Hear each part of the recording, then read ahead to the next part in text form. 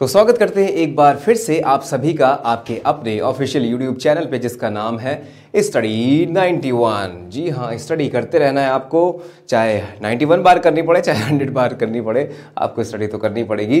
तो यहाँ पर जैसे कि हम देख सकते हैं हम लोग ने एक सीरीज चलाई है जिसमें हम लोग प्रीवियस ईयर के क्वेश्चन पेपर सॉल्व कर रहे हैं, चाहे वो 2022 का हो, 21 का हो, 20 का हो, और भी ज़्यादा हम लोग प्रीवियस ईयर पेपर्स डिस्कस करते रहेंगे जब तक आपकी पूरी हेल्प नहीं हो जाती, जब तक एग्जाम नहीं हो जाता। हम लोग इस तरीके से मॉडल पेपर और एग्जामिनेशन पेपर लेकर आएंगे और साथ ही साथ एक बीच बीच में ऐसा लेक्चर जाता रहेगा जिसमें आपको बेसिक्स या फंडामेंटल्स भी सिखाया जाएगा। तो do not miss the opportunity, आप एक एक वीडियो जरूर देखें और समझने की कोशिश, और हाँ, स्किप करके ना देखें बल्कि पूरा आपको देखना है। अगर आपका टाइम, आपके पास लिमिटेड टाइम है, ज़्यादा टाइम नहीं, तो एक काम आप ये भी कर सकते हो कि स्पीड थोड़ी सी आप वहाँ पे कर सकते हो, थोड़ा बढ़ा सकते हो, मल्टीप्लाइड बाई 2 कर सकते हो और 1.5 कर सकते हो। तो वो जो आपका टाइम है ना, जैसे मान लो कोई 50 या 60 मिनट्स का अगर एक वीडियो बना हुआ है तो वो नियर अबाउट आपका 30 मिनट्स और 40 मिनट्स में आ जाएगा। तो आप आराम से उसको एक एक चीज़ सीख सकते हो। तो यहाँ पर जैसा कि हमने पेपर लिया हुआ मेंशन है 2020 का जो सेट आया हुआ था एग्जाम में, वही वाला पेपर हमने यहाँ पर लिया हुआ है। और देखते हैं पहला टाइप का क्वेश्चन यहाँ पर क्या है। और जैसे मैंने यहाँ पर आपको ट्रिक बताई थी कि एग्जाम में चाहे आप इजी सॉल्व करें चाहे आप मुश्किल सॉल्व करें, आपको नंबर तो हर एक क्वेश्चन के लिए एक ही मिलेगा। तो हमें टाइम वेस्ट नहीं करना है। अगर हम सबसे पहले पैसेज देख लेते हैं तो शुरुआत हम लोग कहाँ से करेंगे? शुरुआत हम लोग वहाँ से करेंगे जहाँ पर हमको चीज़ें ईजी मिल जाती हैं। तो जल्दी से हम लोग यहाँ पे अपनी स्लाइड पे आते हैं कि हमने पैसेज को अगर स्किप कर दिया, क्योंकि हमारे पास बहुत ज़्यादा टाइम नहीं है, स्ट्रैटेजी वाइज ही हम लोग सॉल्व कर रहे हैं। तो देखते हैं नेक्स्ट क्वेश्चन यहाँ पे क्या है जिसको हम लोग इजीली सॉल्व कर सकते हैं। जी, यहाँ पर देखिए सबसे पहले क्या लिखा हुआ है, इसका डायरेक्शन हम लोग पढ़ना चाहेंगे। लिखा है a word has been given in each question and has, क्योंकि मैं यहाँ पर ये सारी चीजें आपको पहली बार बता रहा हूँ, ये पहले इसलिए बता रहा हूँ यहाँ पर क्योंकि आपने रीडिंग कॉम्प्रिहेंशन बहुत किया होगा, सभी बच्चे जानते हैं रीडिंग कॉम्प्रिहेंशन आता ही आता है हर एक एग्जाम में, और उसके लिए आपको सिर्फ और सिर्फ प्रैक्टिस की जरूरत है, कोई खास आपको लॉजिक्स की जरूरत नहीं है। लेकिन हाँ, यहाँ पर जब डिफरेंट टाइप के क्वेश्चंस एग्जाम में आने लगते हैं तो माथा घूमने लगता है कि अब ऐसे क्वेश्चन को कैसे किया जाए। तो फिर से मैंने कहा कि जैसे आप लोग कभी कभी टाइम वेस्ट करते हैं डायरेक्शन पढ़ने में, डायरेक्शन आपको एवरी टाइम नहीं पढ़नी है, बल्कि आपको क्या करना है कि आपको देखना है कि सेंटेंस में कुछ चीजें लिखी हुई हैं, जल्दी से आपको एक ग्लांस में देखना है और देखना है क्या करना है एग्जैक्टली। तो लिखा हो यहाँ पे word has been given in each question and has been used in the sentences given below, identify the sentence statement where the word has been used in a contextually and grammatically correct manner.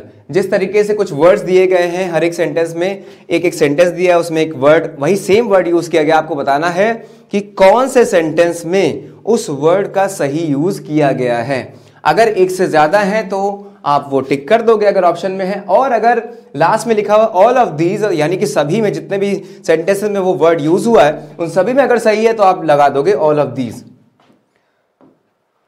तो पहले question की तरफ बढ़ते हैं। The word given is hostile. तो जैसा कि मैंने पहले भी कहा कि आपको किसी भी क्वेश्चन करने के लिए वोकैबुलरी बेस्ड आपको वर्ड की मीनिंग जरूर पता होनी चाहिए, तभी आप कर पाओगे, अदरवाइज नहीं कर पाओगे। इसका मतलब ये हुआ जो भी कॉमन या फ्रिक्वेंटली यूज वर्ड्स हैं उनको आपको तैयार करना, याद करना, और याद करने की ट्रिक मैं अपने वीडियोस में बता चुका हूं। जैसे जैसे आप वो वीडियोस पाते जाएंगे आपको तरीका पता चल जाएगा। मैंने आपको बताया था वर्ड की को याद करने की टेक्निक जो कि कहलाती है निमोनिक टेक्निक, जिसमें हम लोग कहानी बना के किसी भी एक वर्ड को, किसी भी चीज को याद कर सकते हैं। उसी तरीके से हम कोई भी वर्ड याद कर सकते हैं। पहला वर्ड यहाँ पे लिखा है होस्टाइल, हमें यहाँ पर पता होना चाहिए इसका मीनिंग क्या है। तो आपको पता होना चाहिए this is the opposite word of friendly, है ना।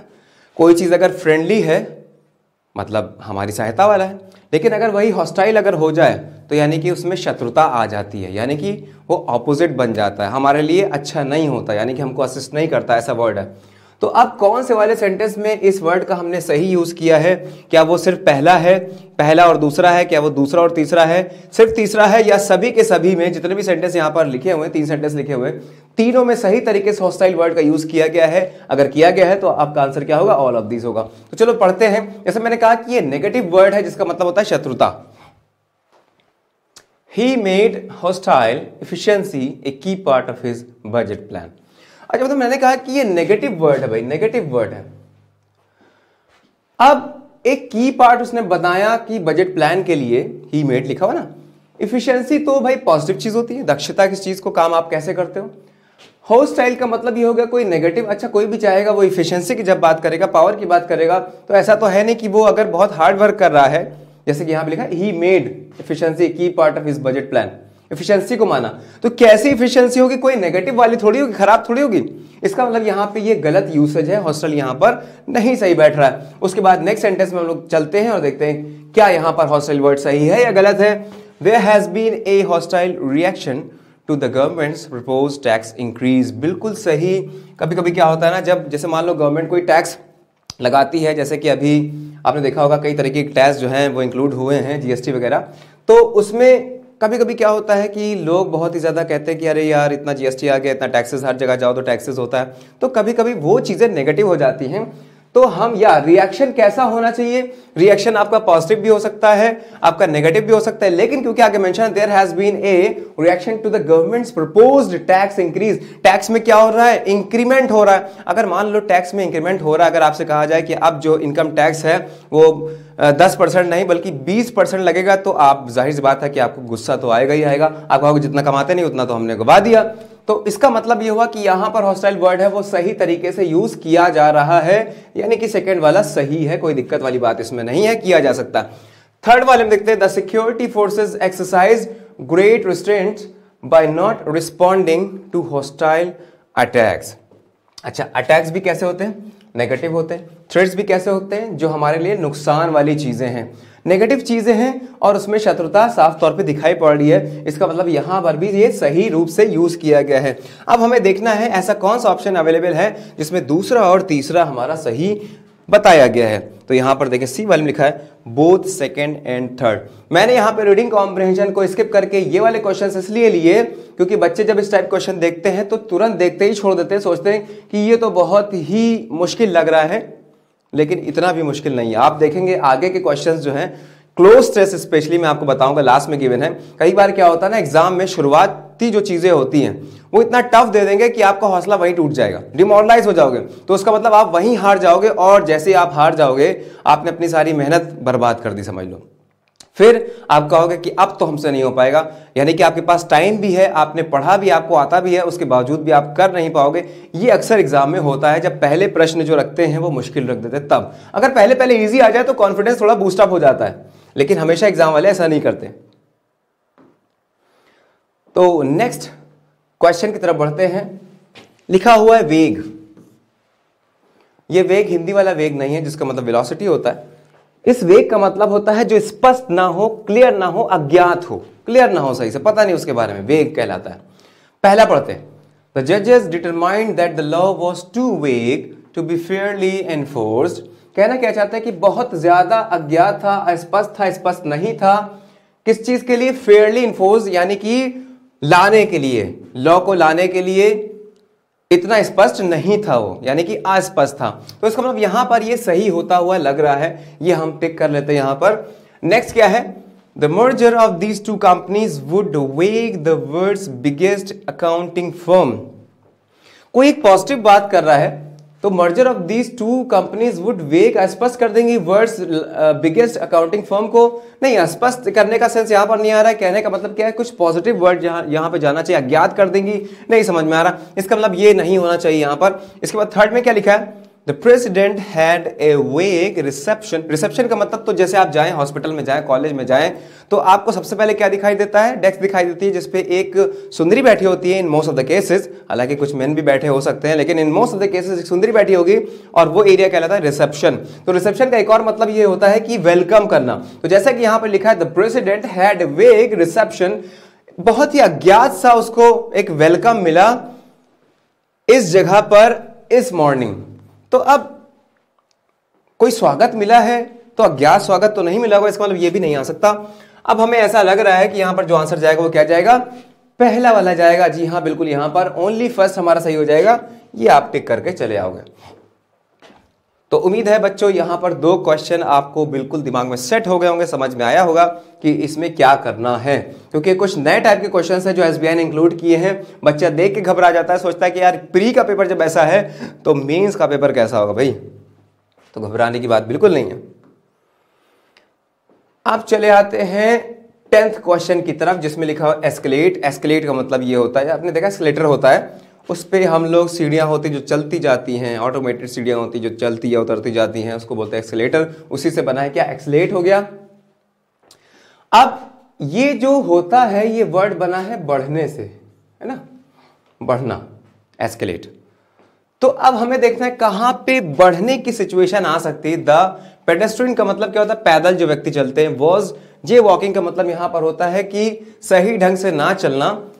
When he escalate the busy street, जब वो पार कर रहा था, आगे बढ़ रहा था, walking straight into the path of an oncoming vehicle.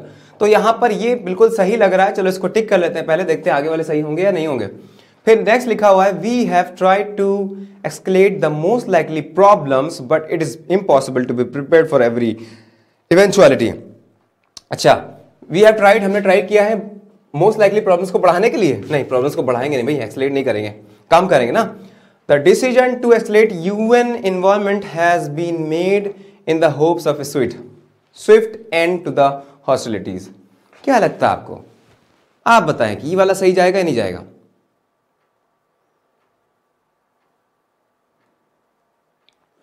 अच्छा, यहां पर आप एक चीज देखें, यहां पे जो मैंने इसको टिक कर दिया, एक चीज आपको देखनी पड़ेगी यहां पर।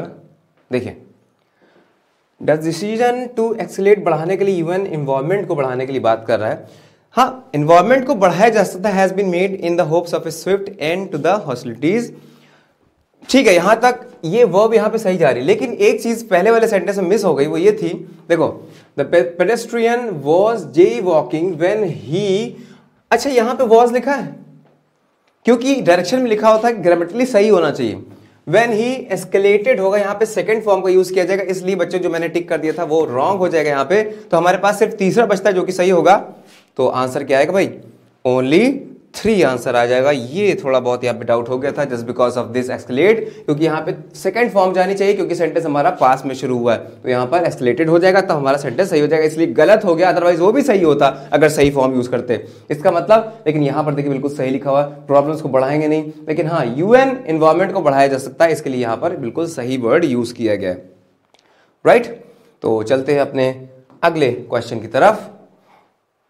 अब देखिए क्या कह रहा है, in the following question 4 sentences are given which may be grammatically contextually incorrect. You need to find one which has no error and mark that your answer. If all the given sentences that's correct, ठीक है, देखते हैं क्या है। हाँ, अब करना क्या है भाई इसमें, देखो, to find out one which has no error, ऐसा सेंटेंस फाइंड आउट करना है। आमतौर पे जो स्पॉटिंग एरर्स आता है वो कैसे आता है कि एक सेंटेंस गिवन होता है, उसको पार्ट्स में डिवाइड कर देता है, A B C D and so on.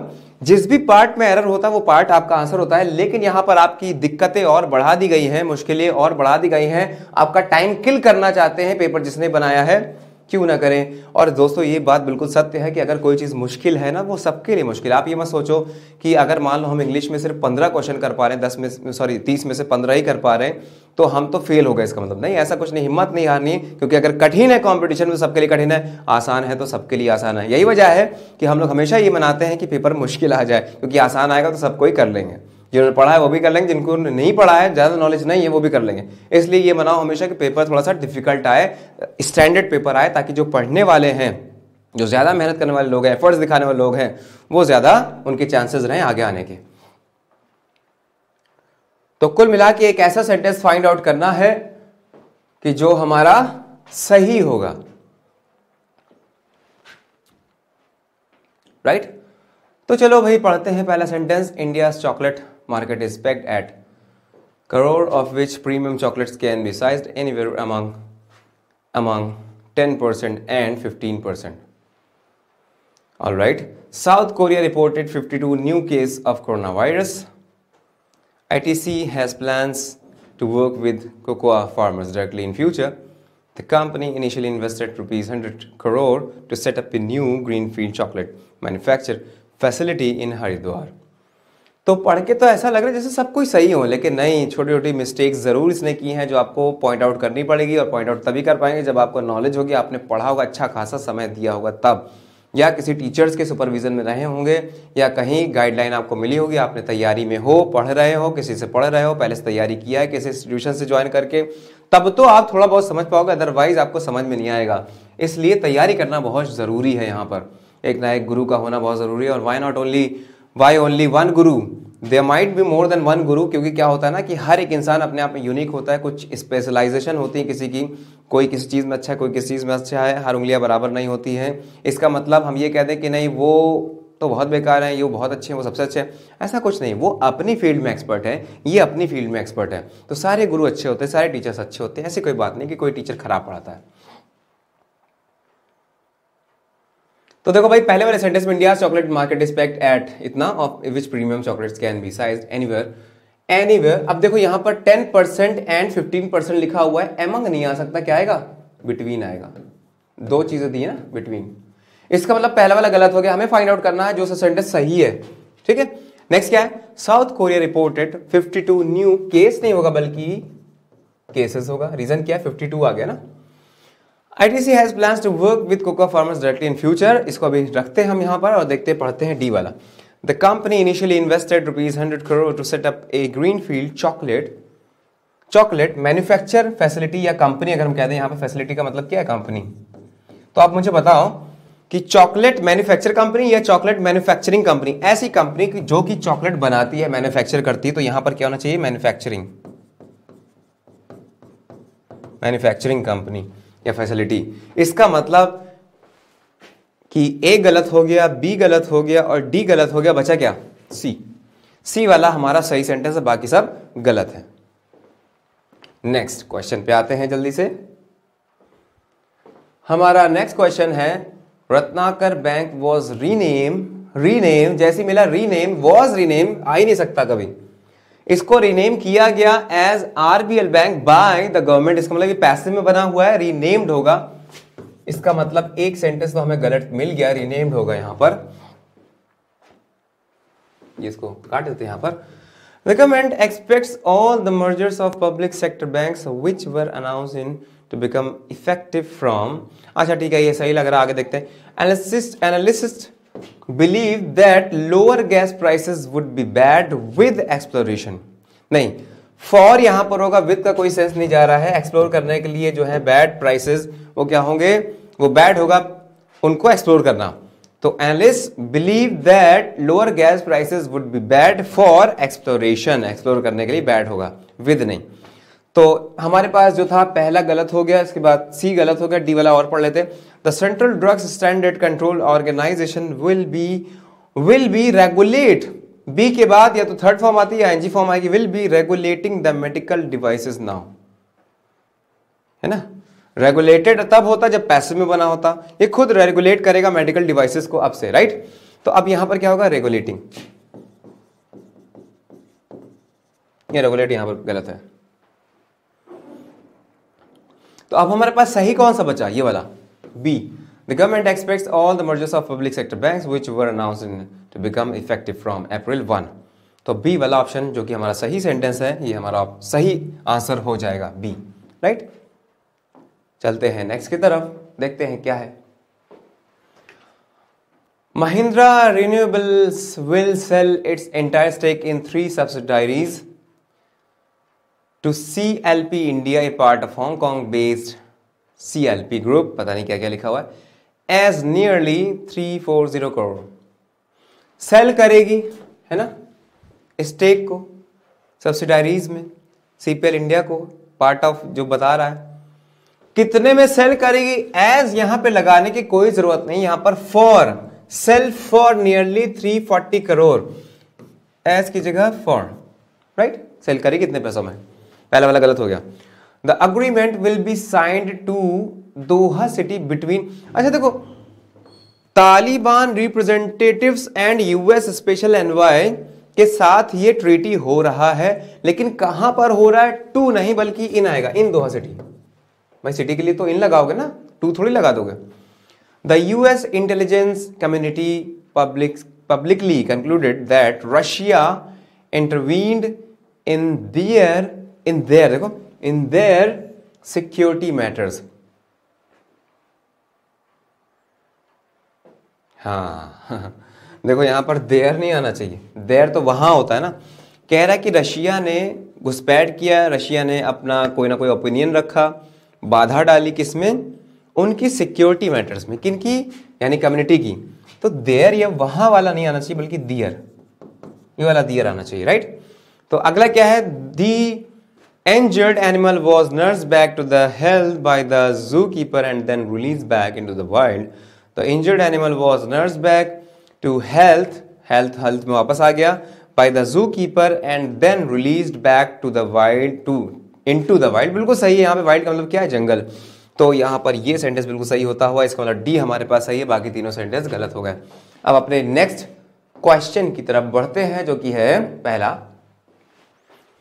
English language have नहीं हो सकता, लैंग्वेज क्या है, सिंगुलर होता है, तो हैज लगा दिया। पहला एरर यहां पे मिल गया। जैसे आपको पहला एरर मिलता है, अब आगे पढ़ने की जरूरत नहीं है, सीधे सीधे टाइम बचाने के लिए नेक्स्ट वाले सेंटेंस पे आ जाओ।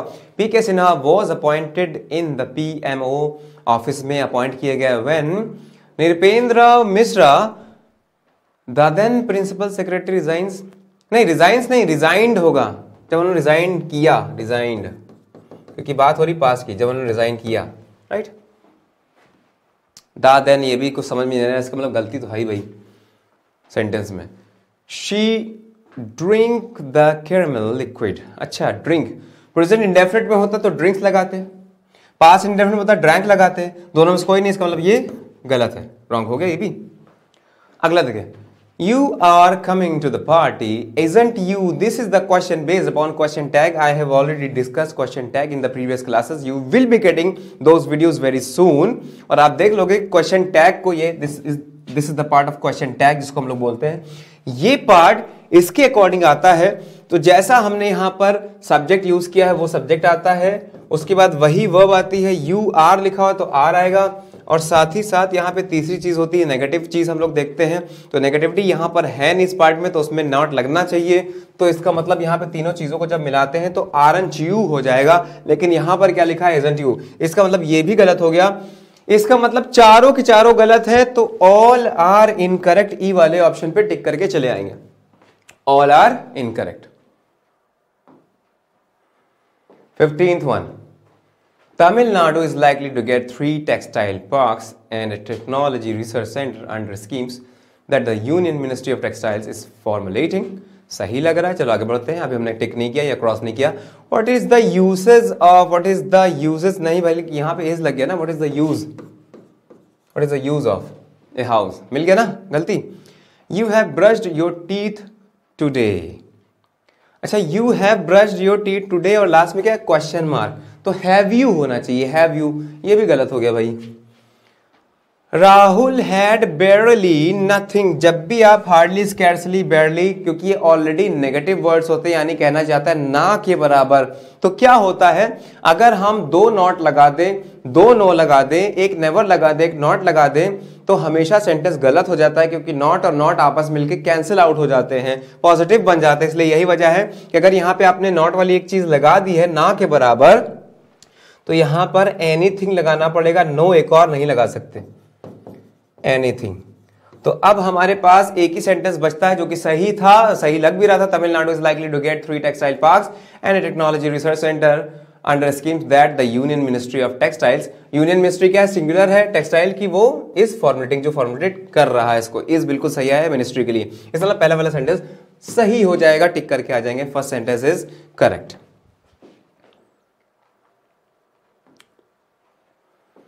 आ जाते हैं next type of the questions के ऊपर। इसमें पहला लिखा हुआ है, करना कैसे, मैं आपको शॉर्ट फॉर्म बता देता हूं। कह रहा है मिस स्पेल्ड या ग्रामेटिकली रॉन्ग, या तो ये जो वर्ड्स लिखे ना, ये देखें, स्ट्रेंथ हो गया, ओपोनेंट हो गया, साइड हो गया, इनमें या तो स्पेलिंग की मिस्टेक है और या ग्रामेटिकली कॉन्टेक्स्ट वाइज सही नहीं है, दोनों में से कोई एक होगा तो हमारा वो वर्ड गलत हो जाएगा। पहचानना वो वर्ड कौन सा होगा। तो पहले में क्या लिखा, द मैनेजर बैलेंस्ड किया, बिल्कुल सही। The strength of his team against that of their opponent, opponent के खिलाफ। एंड साइड, और गहरी सांस भरी, साइड का मतलब क्या था, गहरी सांस भरना। तो सारी चीजें बिल्कुल सही नजर आ रही हैं, इसका मतलब ऑल आर करेक्ट, राइट। अब मैं आपको बताता हूं जिस भी सोर्स से मैंने क्वेश्चन लिया है वहां पर सॉल्यूशन में दे रहा है कि बैलेंस्ड की जगह बैलेंस्ड होगा। इसका मतलब बच्चों ऐसा नहीं कि आपके पास मान लो कहीं से पीडीएफ आपने डाउनलोड कर लिया प्रीवियस पेपर की, तो आप सोचो कि सर अब तो हमें गुरु की क्या आवश्यकता है, हमें कोई चैनल देखने की जरूरत नहीं, हमें किसी से पढ़ने की आवश्यकता नहीं क्योंकि हमारे पास सोल्यूशन मौजूद है। तो क्या भैया सोल्यूशन कभी गलत नहीं हो सकता? वो भी तो इंसान ने लिखा है। क्या वो भगवान लिखने आए थे सोल्यूशन? इसका मतलब कभी भी आपको सोल्यूशन पे भी विश्वास नहीं करना, क्योंकि जब मैंने इसका सोल्यूशन देखा तो उसमें, और हाँ बिल्कुल हर एक क्लास से पहले हम लोग एक एक क्वेश्चन को जरूर देख के आते हैं। रीजन क्या है कि भाई अगर हम अच्छे तरीके से आपको ना समझा पाए तो फिर आपका वीडियो देखना, आपका यहाँ पे टाइम अपना कंज्यूम करना गलत हो जाता है, और हमारा भी टाइम यहाँ पे कंज्यूम करना गलत हो जाता है, क्योंकि भाई हम यहाँ पर आते ही सीखने के लिए। आप भी यहाँ पर किस लिए आए हो? मेरी बकबक को सुनने के लिए नहीं आए हो, आप कुछ सीखने के लिए आए हो, और मैं कुछ यहाँ पे आपको कुछ अच्छा देने वाला हूँ, देने के लिए आया हूँ। वो पर्पज अगर सॉल्व नहीं हो पाता है तो बच्चों कोई मतलब नहीं है अपना टाइम वेस्ट करने का। इसलिए हम लोग हमेशा जब भी कोई चीज पढ़ाते हैं, आप ये मान लो जब एक टीचर एक आधे घंटे का लेक्चर लेने के लिए जाता है ना, उससे 1 घंटे पहले वो तैयारी करता है। क्यों? ताकि वो अच्छे से आपको हर एक चीज क्लियर कर सके, क्योंकि टीचर का मकसद, किताबें कभी बोलती नहीं है, टीचर का मकसद ये होता है कि जो हिडन फॉर्म में लिखा हुआ है, जो किताब में मौजूद नहीं है, जो एक्सप्लेनेशन मौजूद नहीं है, वो एक्सप्लेनेशन भी आपको दे दे और आपके क्यों का आंसर और कैसे का आंसर बता दे। तो यहां पर स्पेलिंग सोल्यूशन लिखी थी बैलेंस, लेकिन क्वेश्चन में यही स्पेलिंग लिखी हुई थी। इसका मतलब इसमें तो भाई सीधी सादी स्पेलिंग लिखी हुई है, हमें इसको चेंज करने की जरूरत नहीं है, इसलिए इसमें कोई भी आंसर दे रहा था ये, जबकि ये आंसर नहीं है, क्योंकि उसमें जब क्वेश्चन था तो उसमें स्पेलिंग रॉन्ग लिखी थी क्वेश्चन में, लेकिन सोल्यूशन में कह रहा था, मतलब क्वेश्चन जो था पहले से क्वेश्चन पेपर में उसमें सही लिखा होता है, लेकिन सोल्यूशन में क्या था कि सोल्यूशन में रॉन्ग है। ऐसा कैसे हो सकता है भाई? क्वेश्चन पेपर सोल्यूशन एक जैसा होना चाहिए, अलग अलग नहीं होना चाहिए। तो यहाँ पे आप थोड़ा कंफ्यूज ना हो। अगर आपको कहीं से पेपर मिल जाता है तो आप ये ना सोचें कि हाँ मैंने गलत बता दिया। अपना दिमाग लगाएं कि यहाँ पर जो सही आंसर जाएगा वो ऑल आर करेक्ट जाएगा, क्योंकि यहाँ पे बैलेंस की स्पेलिंग पहले से सही लिखी हुई है, ये नहीं लिखी है सोल्यूशन में, ये स्पेलिंग दे रहा है जो कि गलत है। चले आते हैं next. One evening Rohan prepared में PRE होता है, तो हमें आगे जाने की जरूरत नहीं है, क्योंकि हमें यहाँ पे वर्ड मिल गया कि ये रॉन्ग वर्ड लिखा, टिक करके चले आएंगे। जो कि रॉन्ग है भाई, वो एक रॉन्ग जो वर्ड लिखा है ना, उसी को आपको पॉइंट आउट करना, वही आपका आंसर होना चाहिए। आपकी सहायता के लिए आगे पढ़ लेते हैं। ए नाइस सफर, सफर का मतलब ऐसा कुछ खाना होता है जो हम लोग थोड़ा सा हम कह सकते हैं चाय नाश्ता होता है, जो शाम का हम लोग लेते हैं उसको सफर बोलते हैं। और यहाँ पे टेपिट का मतलब होता है गुनगुना, है ना, गुनगुना। और बाकी आगे बिल्कुल सही लिखा हुआ है, ड्रस्ट यहाँ पे बिल्कुल सही है। इसका मतलब प्रिपेयर्ड की स्पेलिंग गलत थी जो कि हमने मेंशन कर दी। आपका ऑप्शन चला जाएगा A. She was able to breathe easier when she stood outside the massive fortress that sat on a clearing the size of 2 football। अब यहां पर देखें, यहां पर भी गलती ये हुई है। फुटबॉल की स्पेलिंग क्या होती है? फुटबॉल ये होती है, सिंगल एल नहीं होता है। लेकिन बच्चों सॉल्यूशन में इसकी सही स्पेलिंग लिखी गई है। सही स्पेलिंग लिख के नहीं देना उसको, क्योंकि यहां पर जो वर्ड है वही इसको बताना है। तो कायदे से ये वाला जो एल है हम मिस करेंगे और ऑप्शन ऐसे देना चाहिए फुटबॉल, यानी कि इसको देखो ब्रीथ, उसमें कोई चेंज किया, मैसिव में कोई चीज, जैसा लिखा है वैसे यहाँ पे ऑप्शन पे आपको लिखना पड़ेगा। अदरवाइज बच्चे कंफ्यूज है, बच्चा सोचेगा अरे यहाँ पे तो गलत लिखा था लेकिन यहाँ पे सही बता रहा है, तो सही वाला हम कैसे सही कर दें?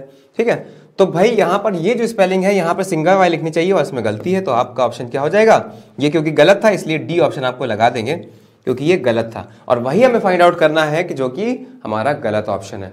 तो ऑप्शन डी हमारा सही हो जाएगा, क्योंकि ये गलत था, जो गलत है वही पूछ रहा है। नेक्स्ट,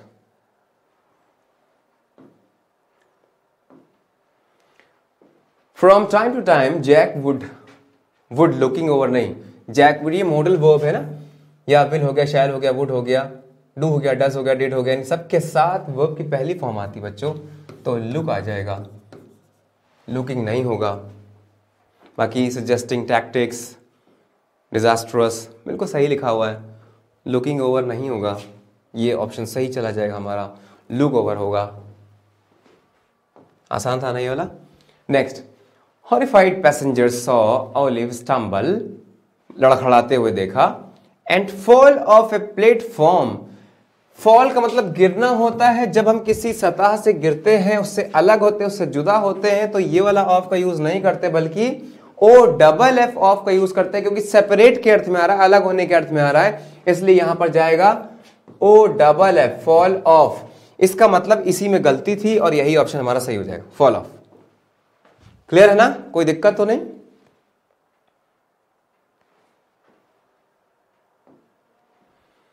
अब क्या आ गया भाई, अब हमारे पास, मैं आपकी आसानी के लिए बता दूं कि इसमें कहना यह चाह रहा है कि आपको इसको एक मीनिंगफुल पैराग्राफ में बनाना है, अरेंज करना है, सीक्वेंस ऑफ द सेंटेंसेस है।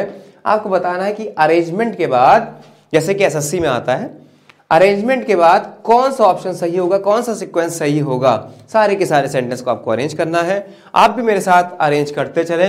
तो मैंने जैसे कि पहले बताया था कि जब ऑप्शंस दिए रहते तो और भी ज्यादा चीजें आसान हो जाती हैं।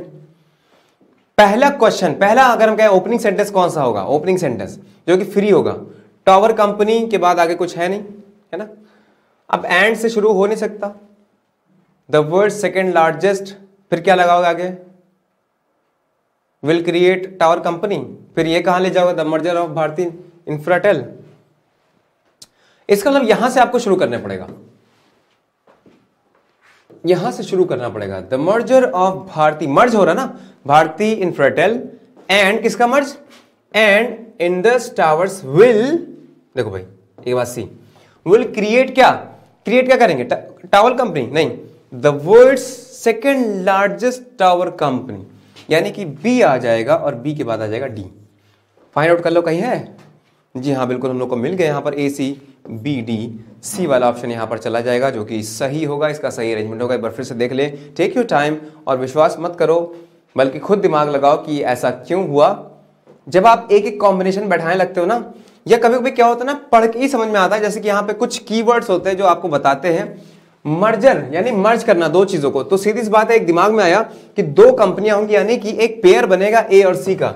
ए और सी का पेयर कहां पर है भाई, ए और सी का पेयर एक ही जगह है, ए के बाद जहां पे सी आ रहा है, यानी कि बिना आपको पूरा सीक्वेंस सॉल्व किए भी आपको आंसर यहां पे मिल जाएगा, क्योंकि आपने देखा कि मर्जर हो रहा है, दो कंपनी का मिलाव हो रहा है, जिसमें एक भारती लिखा हुआ है यहां पर, दूसरा क्या इंडस टावर्स लिखा हुआ है। इसका मतलब इसके बाद तो ये आना ही आना पड़ेगा, ए इज फॉलोड बाई सी। इसका मतलब बिना देखे सोच समझे आगे से कहानी में टाइम वेस्ट करते हुए आप ऑप्शन नंबर सी को टिक कराएंगे। ठीक है भाई, कोई दिक्कत तो नहीं। Next, upcoming visit to India, यहां सेंटेंस शुरू नहीं हो सकता। The long awaited trade agreement यहां से हो सकता है। ड्यूरिंग, ड्यूरिंग से सेंटेंस यहां पे स्टार्ट नहीं होगा क्योंकि किसी के दौरान वो बात कर रहा है। Appears to be off the table,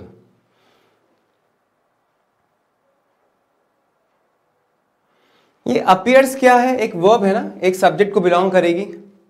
subject यहां पर क्या है, अपकमिंग विजिट टू इंडिया, ये तो भाई कनेक्टेड होगा। टर्म्स अपीयर्स लगा नहीं सकते, इसका मतलब पहला बी आएगा नो डाउट।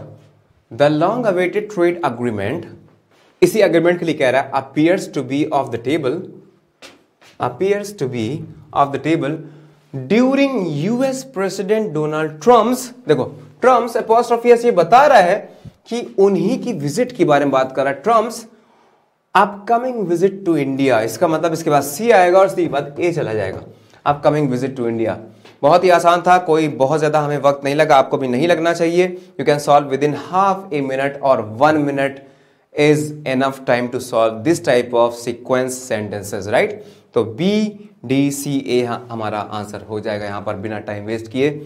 अब आ जाते हैं अपने अगले क्वेश्चन की तरफ, और अब मैं आपको टाइम देता हूं करने के लिए इसे सॉल्व, मैं तो बाद में सॉल्व करूंगा, पहले आप सॉल्व करो।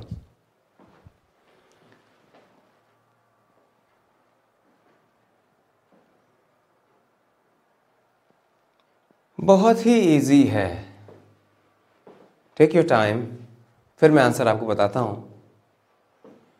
जितने भी व्यूअर्स हैं, मुझे देख रहे हैं, मुझे सुन रहे हैं, ये क्वेश्चंस देख रहे हैं अपनी स्क्रीन पे, वो अपना दिमाग लगाएं, देखते हैं कितने लोगों का सही आता है, और मुझे कमेंट बॉक्स में ज़रूर बताएंगे कि सर मैंने पहली बार में आधे मिनट में या 1 मिनट में क्वेश्चन सॉल्व कर लिया था। तो ज़रूर मैं आपकी चॉकलेट आपके घर तक पहुंचाऊंगा। जी हाँ, मैं झूठ नहीं बोल रहा हूं कि जो भी इस क्वेश्चन का विनर होगा अपना नाम मेंशन ज़रूर करेंगे कमेंट बॉक्स में, ताकि मैं उनके एड्रेस पे उनकी चॉकलेट भिजवा सकूं। और मैं, या तो अगर मैं उनके एड्रेस पे चॉकलेट नहीं भिजवा पा रहा हूं तो आप मेरे पास आ सकते हैं अपनी अपनी चॉकलेट कलेक्ट करने।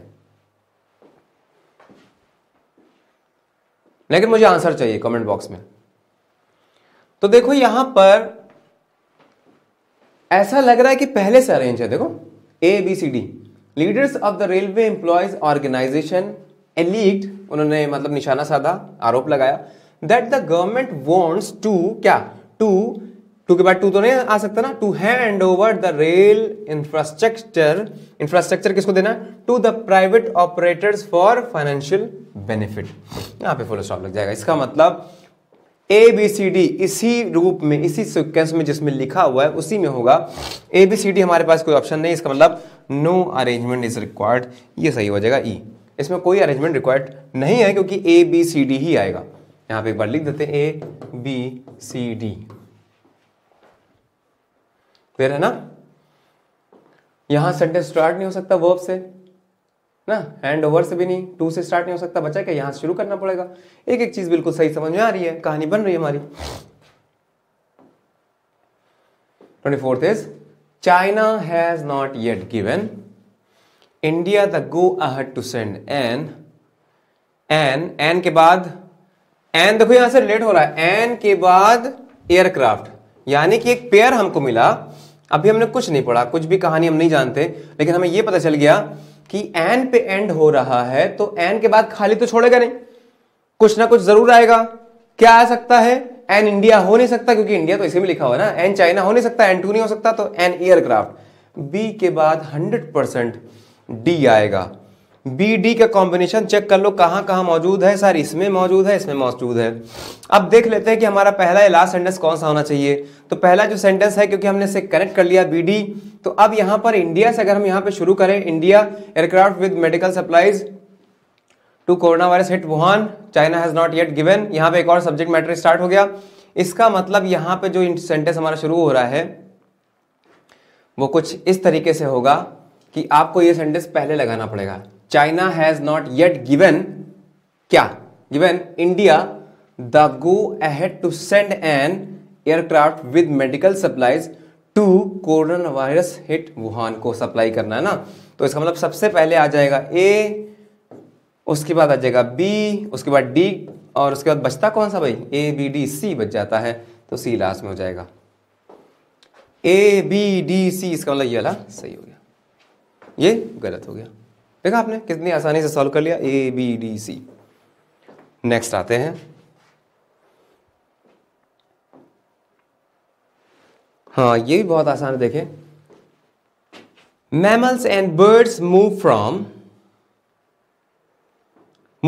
देखें मूव फ्रॉम, शर्तिया बात है कि अगर एक कहीं पर भी हो, हमने ये नहीं कह रहे पहला है, एक कहीं पर भी हो, फ्रॉम वन कंट्री, क्योंकि move from one country to another country, right, A के बाद सी 100% आएगा।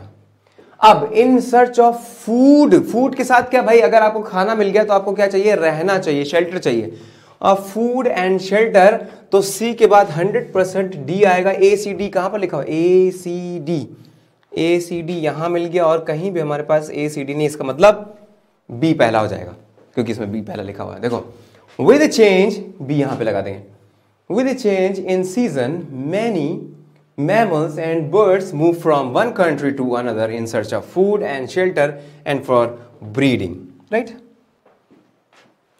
क्लियर है यहां तक, कोई दिक्कत समस्या तो नहीं भाई। अब हम आ जाते हैं इस क्वेश्चन पेपर का, इस वाले सेट का सबसे आसान जो है उस टाइप के क्वेश्चंस पे आ जाते हैं जो कि हर एक, लगभग हर एक एग्जाम में क्लोज, अगर वो बैंक का है, एसएससी का है, तो क्लोज टेस्ट जरूर आएगा। यानी कि एक पैराग्राफ गिवन होगा, उसमें बीच बीच में से वर्ड्स खा जाएगा और फिर आपसे पूछेगा वो खाए गए वर्ड्स को बताइए, जो हमने खा लिया है, निगल गए हम, वो वर्ड्स कौन कौन से होंगे, और उनको बताता है हमेशा नंबर्स में। तो जैसे कि यहाँ पर देख सकते हैं आप, कुछ नंबर्स टाइप किए गए हैं, लिखे हुए हैं, जैसे 96 हो गया, उसके बाद ब्लैंक है, 97 हो गया, ब्लैंक है। अच्छा आप सोचोगे सर यहाँ पे 96 97 कैसे आ गया, कोई बात नहीं, आगे देख लेते हैं ऑप्शंस में क्या लिखा हुआ है।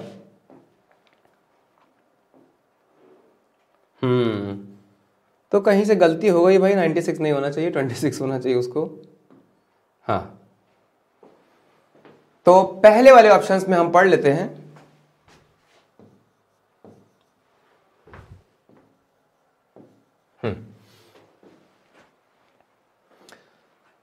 कहना क्या चाहता है, बहुत ही आसान है।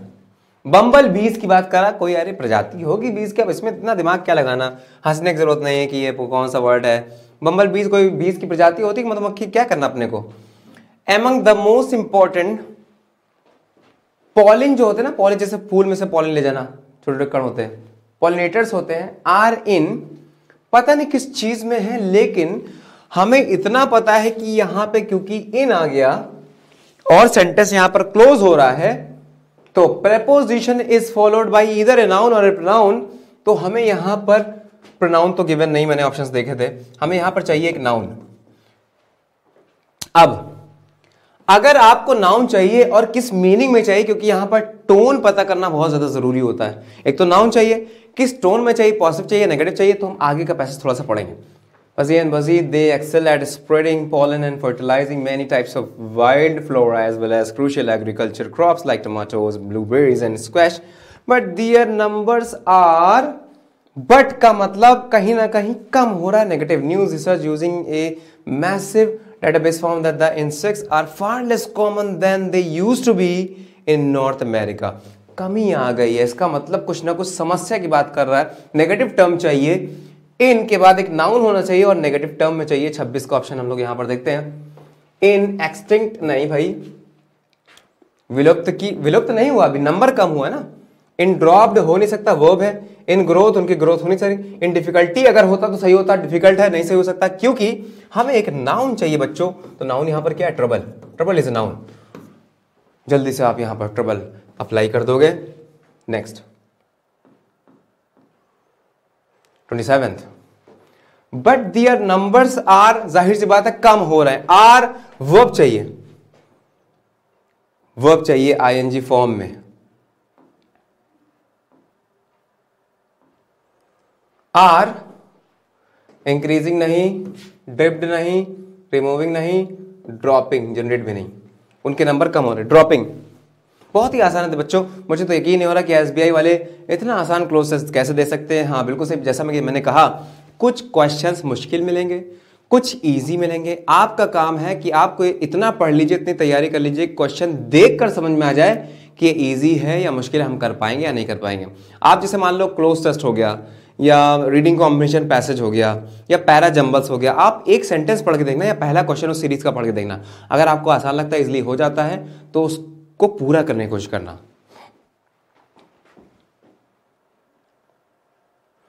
उसके बाद 28वां कहां पर है भाई, ये होगा 28वां। ये 28वां हमारे पास। You are nearly 50% less likely to see a bumblebee in any given area than you were prior to 1974. Moreover, several once common species have from many areas have कुछ हो चुकी हैं many areas से, they were once found, जब मिलती थी अब वहां से हट चुकी है, ऐसा कुछ कहना चाह रहा है। के बाद वर्ब की थर्ड फॉर्म है, 28 पे देखते क्या है। हाँ वैनिश नहीं हो सकता, क्योंकि अगर वैनिश्ड होता तो शायद हो सकता था, सर्टेन भी नहीं हो सकता। ईडी फॉर्म चाहिए, थर्ड फॉर्म। मल्टीप्लाइड नहीं हुए। ईडी फॉर्म कहाँ है, disappeared with the negative sense, disappear हो चुकी है, गायब हो चुकी है। राइट, सी ऑप्शन हमारा सही हो जाएगा, इस पर टिक कर देते हैं 28 का सी। बढ़ते अपने नेक्स्ट क्वेश्चन की तरफ। पहले आप ऑप्शंस भी देख सकते हैं, 29वां हमें करना है। कहाँ है भाई 29वां, आ जाओ, प्रकट हो जाओ मालिक। और ये तो 30 है भैया, ये 100 किसने लिख दिया। कोई बात नहीं, गलतियां हो जाती हैं। अरे देखो मुझसे भी गलती हो गई, देखा आपने, इसको 30 बनाना 03 बना दिया, 30।